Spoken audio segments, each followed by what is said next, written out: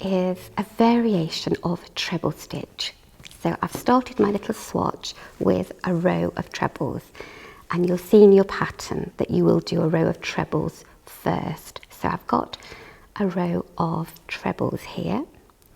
So I'm at the end of the row, and I'm going to do 3 chain, and then I'm going to turn. And if you think, when we're doing our rows, our trebles, we're always working in these stitches, aren't we? We're going under the 2 loops. Well, with wide treble stitch, you actually work in the spaces. So now we've set the pattern with a row of trebles, we're now going to work, instead of in the top of the stitch, we're just going to go into the space between those 2 stitches and do our treble. So we're going to go into that next space and do the treble. So pulling a loop through 2, through 2. And this is the only difference, but it's really amazing how it gives you such a different look. And all you're doing is going through a space rather than the top of the stitch. So I'm just doing a normal treble through 2, through 2. But if you see, it does give a very different look, a different texture.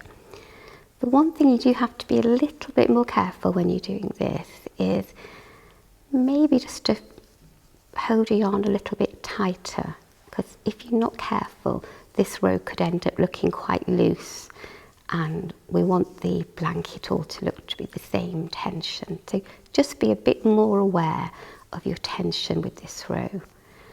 So I'm sort of pulling the stitches together a little bit at the top, and that keeps it nice and not as loose. And that's all we do all the way to the end of the row, working into those spaces, and then you'll do your last stitch into the top of the turning chain.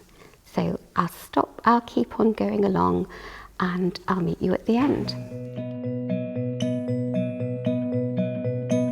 Right, so I'm almost at the very end of my row, and I'm going to go into that last space there to do my treble, and then I'm just going to finish off in the top of that first chain 3, and that finishes it off nicely, and we've got a nice straight edge.